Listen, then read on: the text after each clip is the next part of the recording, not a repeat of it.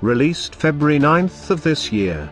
Traditional nuclear-powered supercarriers remain necessary to deter and defeat near-peer competitors, but other day-to-day missions, such as power projection, sea lane control, close air support, or counter-terrorism, can be achieved with a smaller, lower-cost, conventionally powered aircraft carrier. CSBA says over the next 5 years, the Navy should begin transitioning from large-deck amphibious ships into smaller aircraft carriers with the goal of delivering the first such ship in the mid-2030s.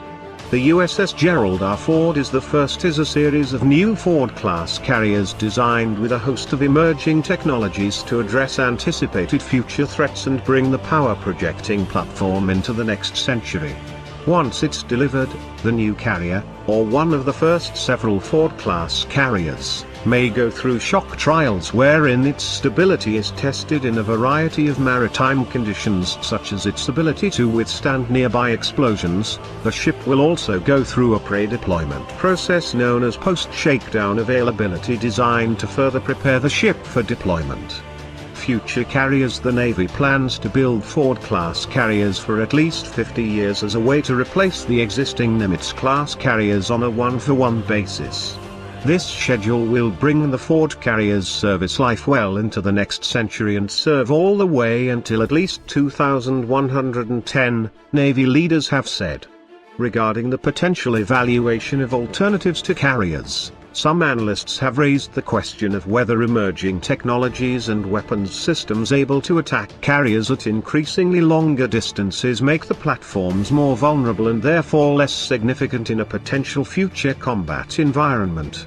Some have raised the prospect of having faster, more agile smaller carriers better able to maneuver away from enemy fire and potentially launch more drones. Equipping carriers with additional ship defensive technologies or missile interceptors is also an option being discussed. Some have even raised the question about whether carrier might become obsolete in the future, a view not shared by most analysts and Navy leaders. The power projection ability of a carrier and its air wing provides a decisive advantage for U.S. forces around the world. For example, a think tank study from the Center for New American Security says the future threat environment will most likely substantially challenge the primacy or superiority of U.S. Navy carriers. While the U.S. Navy has long enjoyed freedom of action throughout the war years, placing greater constraints on U.S. carrier operations than ever before, the study writes. In addition, the study maintains that the United States will be faced with a choice: operate its carriers at ever-increasing ranges, likely beyond the unrefueled combat radii of their tactical aircraft, or assume high levels of risk in both blood and treasure, the CNAS study explains.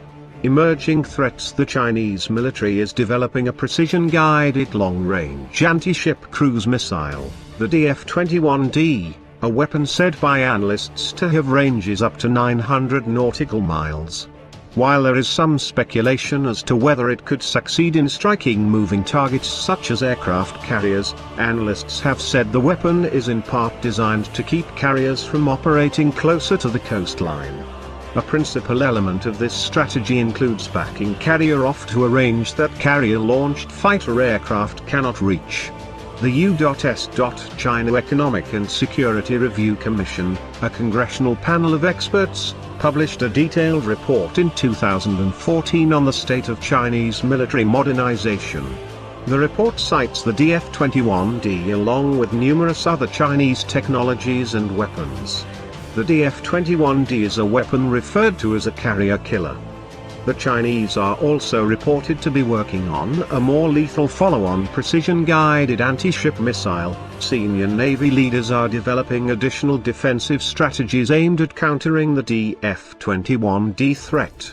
Furthermore, they maintain that credible long-range threats posed by the Chinese missile assumes that China can successfully integrate the requisite ISR and targeting technologies sufficient to strike carriers on the move. Majumder's report also cites senior Navy officials explaining that carrier will increasingly have improved electromagnetic, cyber and ISR defenses designed to jam enemy fire or throw approaching anti-ship missile. Of course, the commission points out various Chinese tests of hypersonic missiles as well. Hypersonic missiles, if developed and fielded, would have the ability to travel at 5 times the speed of sound, and change the threat equation regarding how to defend carriers from shore-based, air or sea attacks. An April 27 report in the Washington Free Beach cited Pentagon officials stating that China successfully tested a new high-speed maneuvering warhead. The test of the developmental DFZF hypersonic glide vehicle was monitored after launch Friday atop a ballistic missile fired from the Huaihai Missile Launch Center in central China, said officials familiar with reports of the test. The report from the Washington Free Beacon said, the maneuvering glider, traveling at several thousand miles per hour, was tracked by satellites as it flew west along the edge of the atmosphere to an impact area in the western part of the country. The Air Force chief scientist recently told Scout Warrior that the U.S. expects to have operational hypersonic missiles by the 2020s.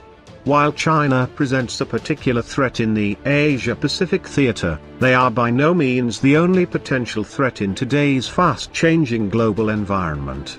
A wide array of potential future adversaries are increasingly likely to acquire next-generation weapons, sensors and technologies.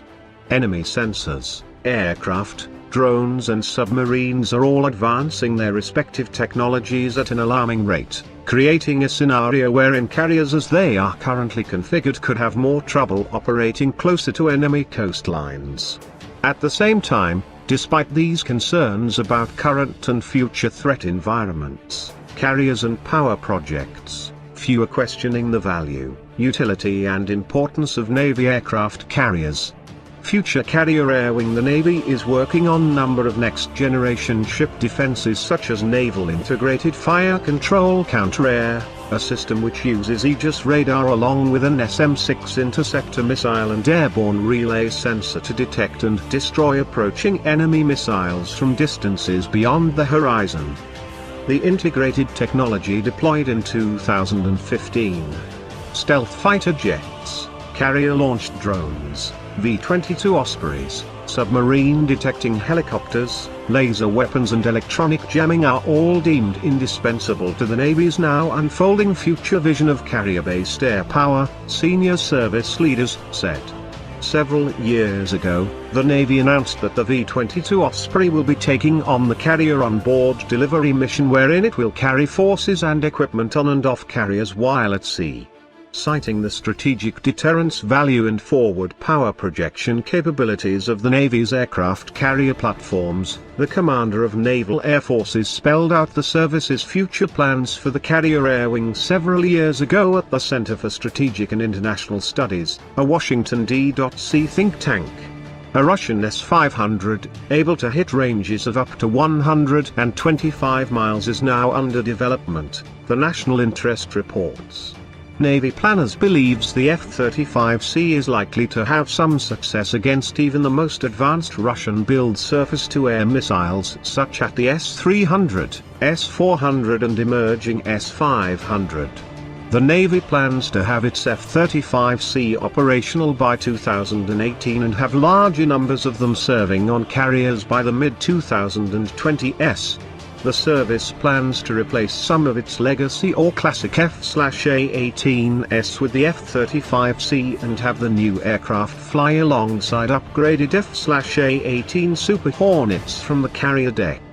While the F-35C will bring stealth fighter technology and an ability to carry more ordnance to the Carrier Air Wing, its sensor technologies will greatly distinguish it from other platforms, Navy officials said. At the same time, more than 3/4 of the future Air Wing will be comprised of F/A-18 Super Hornets, he added. The submarine hunting technologies of the upgraded MH-60R is a critical component of the future Air Wing, Navy officials have said. The MH-60R is equipped with an anti-submarine warfare package. It has an airborne low-frequency sensor, an advanced periscope detection system combined with a data link, electronic warfare suite and forward-looking infrared radar, Navy leaders said. Also, the Growler will be receiving an electromagnetic weapon called the Next Generation Jammer.